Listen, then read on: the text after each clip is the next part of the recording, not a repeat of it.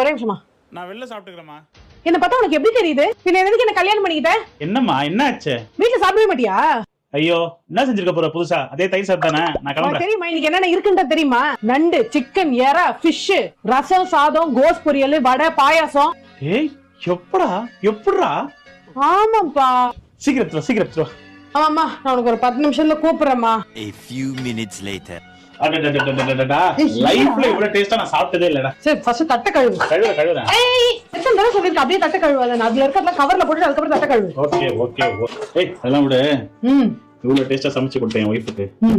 என்ன வேணும்? ஒண்ணும் வேணாம், நம்ம நல்லா இருந்தாலே போதும். அம்மாடா. ஓ அப்ப பேசிட்டு இருந்தல. பேசு. சரி நான் கிளம்புறேன். சொல்லுமா. ஏம்மா இவ்ளோ டிஷ்ஷா பண்ண நீ? அட அதெல்லாம் ஒண்ணும் இல்லம்மா, இப்பதான் ஃப்ரிட்ஜ் ஒரு வாரம் கழிச்சு க்ளீன் பண்ணேன், அதான்.